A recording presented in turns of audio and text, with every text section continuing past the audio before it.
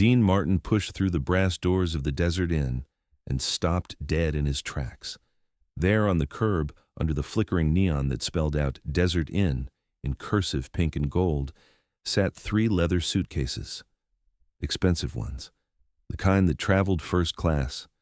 Next to them stood Sammy Davis Jr., still wearing his stage makeup, still in his tuxedo, smoking a cigarette with hands that weren't quite steady. Their eyes met across the valet lane. Sammy smiled, but it was that smile. The one that said everything was fine when nothing was fine. The one that cost him something every time he put it on. Dean didn't smile back. He just turned around, walked back through those brass doors, and headed straight for the manager's office. What happened in the next 20 minutes would either end Dean Martin's relationship with one of the most powerful hotel chains in Las Vegas, or it would change the way the city treated the man who had just sold out 6 straight shows in their own goddamn showroom. To understand what happened that night in November 1959, you need to understand Las Vegas in the late 1950s. It wasn't the family-friendly tourist destination it would become. It was a city built on contradictions so stark they'd make your head spin. A black man could headline the main showroom at the Sands, the Desert Inn, the Flamingo. He could pack the house. He could make the casino a fortune. Standing ovation every night. But when the show ended, when the spotlight went dark, that same man couldn't sleep in a room upstairs, couldn't eat in the main restaurant, couldn't swim in the pool, couldn't even walk through the front entrance in some places. The written contract said nothing about race, but the unwritten rules said everything. Sammy Davis Jr. knew those rules better than anyone. He'd been performing in Vegas since 1945, when he was 19 years old, part of the Will Maston Trio.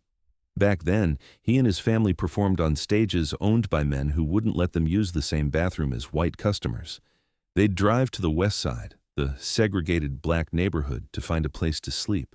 Or they'd sleep in their car. By 1959, Sammy was a star. Not just any star. He was one of the most talented performers in the world.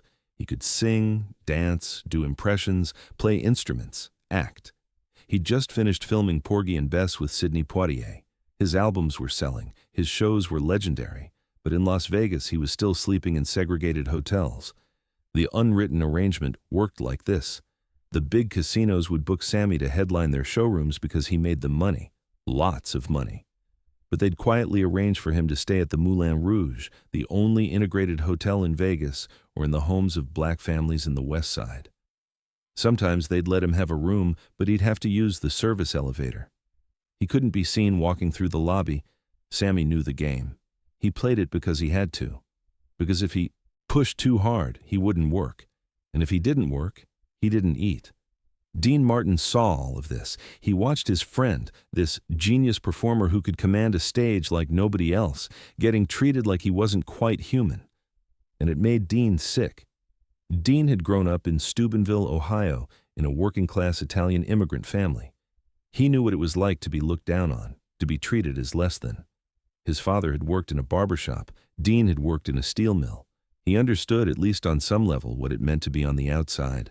But more than that, Dean Martin loved Sammy Davis Jr. Not in some performative for-the-cameras way. He genuinely loved him. Sammy was his friend, his brother, one of the funniest, most talented, most generous people Dean had ever known. And Dean Martin didn't let people mess with his friends. The Rat Pack had formed organically in 1958. Frank Sinatra was the leader, the one who pulled everyone together. Dean was the cool one, the steady presence. Sammy was the talent, the one who could do everything. Peter Lawford was the British sophistication. Joey Bishop was the joke writer, the wit. They performed together at the Sands, at the Copa Room, creating a new kind of entertainment. Loose, improvisational, dangerous. They'd drink on stage or pretend to. They'd riff off each other. They'd bring up girls from the audience. They'd break the fourth wall before that was even a term people used. And through it all, Sammy was the star.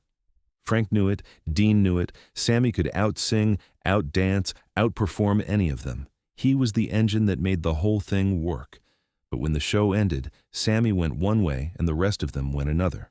Frank tried to help. He'd use his considerable power to negotiate better accommodations for Sammy. Sometimes it worked, sometimes it didn't. The casino owners would smile and promise Frank they'd take care of it, and then they'd do whatever they wanted. Dean took a different approach. He just acted like the rules didn't exist. When they all went to dinner together, Dean would bring Sammy. When the maitre d' tried to stop them, Dean would look at him with those hooded eyes and say, "He's with me." And because Dean Martin was Dean Martin, because he was making the casino money, they'd usually back down. But it was exhausting. Every time, every restaurant, every club, every pool. It was a fight. November 18th, 1959. Sammy Davis Jr. was booked for a week of shows at the Desert Inn, 6 shows over 6 nights. The contract had been negotiated months earlier. Good money, great room. Sold-out crowds expected. Sammy had arrived 3 days before, staying at a friend's house in the West Side like always. But for opening night, his manager had specifically arranged for a room at the Desert Inn itself. It had been confirmed in writing. Sammy would have a suite, 5th floor, nice view of the Strip. When Sammy arrived at the hotel that afternoon with his luggage, everything seemed fine. The bellhop took his bags. The front desk gave him a key. He went upstairs, unpacked, took a shower, got ready for the show. The first show that night was electric. Sammy did 90 minutes, singing, dancing, impressions, the whole show. The crowd went wild, standing ovation. People were crying. They were so moved. Sammy came off stage drenched in sweat, exhilarated, alive. He went to his dressing room, changed clothes, and headed back to his suite to rest before the late show. But when he got to the 5th floor, his key card didn't work. He went back down to the front desk. The clerk, a young white guy probably in his early 20s, looked uncomfortable. "Mr. Davis, there's been a mistake." "What kind of mistake?" "Your room, it's been reassigned. There was a plumbing issue." Sammy nodded slowly. "Okay. So what's my new room?" The clerk looked at his shoes. "Actually, we don't have another room available right now, but we've arranged alternative accommodations for you at the Moulin Rouge." Sammy felt his stomach drop. He knew exactly what this was. There was no plumbing issue. There were no alternative accommodations that anybody had actually arranged. This was just the usual Las Vegas shuffle. Some guest, some high roller, some wealthy white person had complained. Maybe they'd seen Sammy in the elevator. Maybe they'd seen him in the hallway. Maybe they just heard a black man was staying on their floor. And management had made the calculation. The high roller was worth more than Sammy Davis Jr. "My bags?" Sammy asked quietly. The clerk pointed toward the front entrance. "They're out front, sir. The valet is watching them." Sammy walked out of the hotel through the front doors. And there they were. His 3 leather suitcases sitting on the curb like garbage waiting to be picked up. He stood there under the neon lights and lit a cigarette. His hands were shaking, but not from the cold, from rage, from humiliation, from the soul-crushing exhaustion of being Sammy Davis Jr. in Las Vegas in 1959. He'd just played to a packed house. He'd just made the Desert Inn probably $50,000 in one night, and they put his bags on the curb. He thought about canceling the rest of the shows. He thought about getting in his car and driving back to Los Angeles and never coming back to this goddamn city. But he couldn't do that. He had a contract. He had a second show in 2 hours, and if he walked away, he'd be the one who broke the contract. He'd be the one who'd never work in Vegas again. So he stood there, smoking, trying to figure out his next move. That's when Dean Martin showed up. Dean had been at the Sands that night watching Joey Bishop try out new material. When the show ended around 11 p.m., Dean decided to swing by the Desert Inn to catch Sammy's late show. He pulled up in his Cadillac, handed the keys to the valet, and that's when he saw Sammy, standing alone, luggage on the curb, still in his stage makeup. Dean walked over. "What's going on?" Sammy took a drag on his cigarette. "They gave my room away." "What do you mean they gave your room away?" "Plumbing issue," they said. Sammy laughed, but there was no humor in it. "Amazing how the plumbing always breaks right after I check in." Dean looked at the luggage, then he looked at Sammy, then he looked back at the hotel. "Where's the manager?" "Dean, don't, it's fine, I'll just—" But Dean was already walking back through the front doors. The night manager at the Desert Inn was a man named Harold Kinsley. He was in his early 50s, a company man. Someone who'd worked his way up through the casino business by never making waves and always protecting the bottom line. He was in his office doing paperwork when Dean Martin walked in without knocking. "Mr. Martin?" Harold stood up, extending his hand. "What a surprise. What can I do for you?" Dean didn't shake his hand. "You can explain why Sammy Davis Jr.'s bags are sitting on the curb." Harold's smile faltered. "Oh, that. There was a situation with his room. Plumbing issue. We had to—" "Plumbing issue," Dean repeated. His voice was flat, emotionless. "What kind of plumbing issue?" "A leak in the ceiling. We couldn't let him stay there." "Uh-huh. And you don't have any other rooms in this entire hotel?" "We're completely booked, Mr. Martin. Holiday weekend, you understand?" Dean looked around the office. Photos on the wall. Harold shaking hands with celebrities. Harold cutting ribbons at grand openings. Harold accepting awards. "No," Dean said. "I don't understand. I don't understand how Sammy Davis Jr. can pack your showroom for 6 nights straight, and you can't find him a room to sleep in." Harold shifted his weight. "Mr. Martin, I appreciate your concern, but this is really a management decision. We have certain guests who have expectations." "Expectations," Dean said, "about the kind of clientele they expect to encounter in the hallways and elevators." Dean nodded slowly. "You mean white clientele?" Harold didn't answer. He didn't have to. Dean walked over to the desk and leaned on it, getting close to Harold's face. "Here's what's going to happen. You're going to give Sammy his room back, the one he had, the one he already paid for. And if you can't do that, you're going to give him a better one. Suite on the top floor." "Mr. Martin, I can't just—" "Or," Dean continued, his voice quiet but hard as steel, "I'm going to walk out of this office, get on the phone, and call every performer I know. And I'm going to tell them what you did tonight. And I'm going to suggest that maybe they don't want to work at hotels that treat their colleagues like garbage." Harold's face went pale. Dean Martin had power in this town, real power, not just his own star status but his connections. Frank Sinatra, Joey Bishop, Peter Lawford. If Dean blacklisted the Desert Inn, other performers would follow. "Mr. Martin, please understand, I have investors to answer to. I have guests who—" "I don't care about your investors," Dean said. "I don't care about your guests. I care about Sammy. And here's the thing, Harold.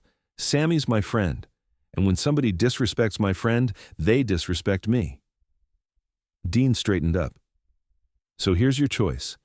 Give Sammy a room right now, or explain to your investors why Dean Martin and Frank Sinatra are never going to set foot in your casino again." The silence in the office was deafening.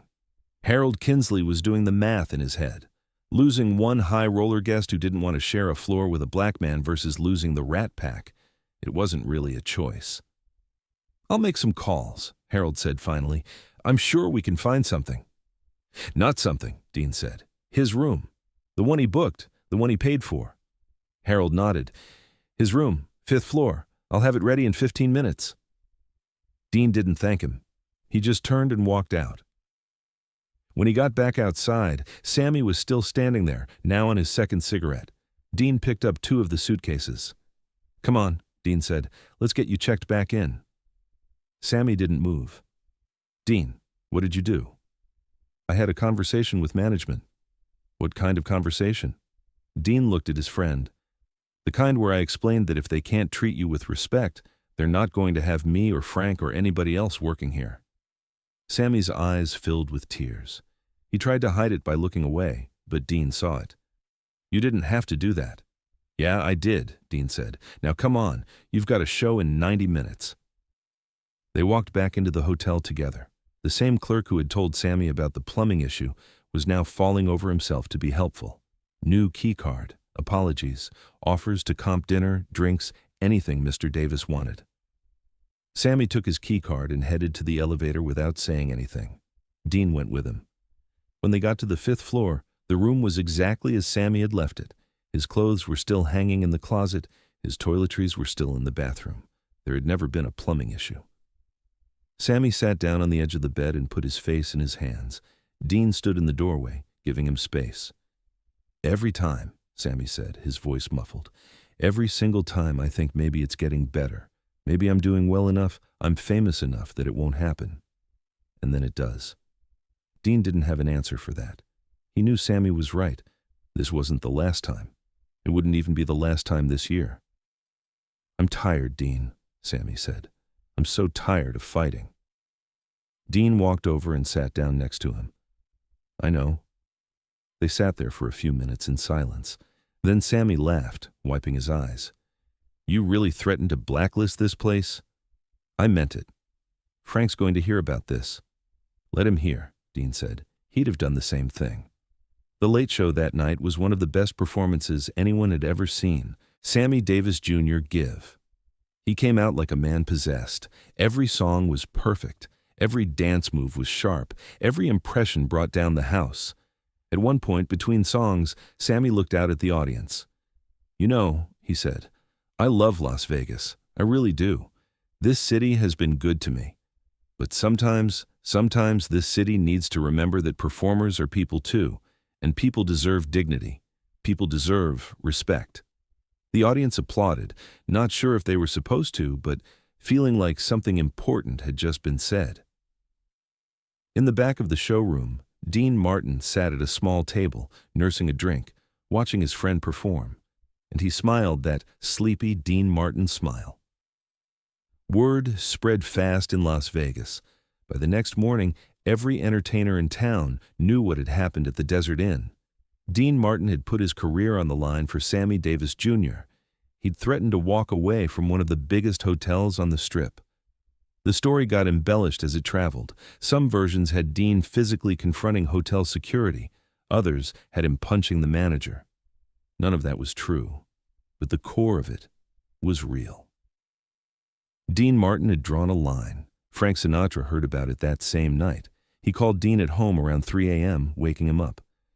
"You threatened to blacklist the Desert Inn?" "Yeah," Dean said, still half asleep. "Without calling me first?" "It wasn't a committee decision, Frank. It needed to be handled." There was a pause on the line. Then Frank said, "Next time, call me. We'll blacklist them together." "You got it, Pally."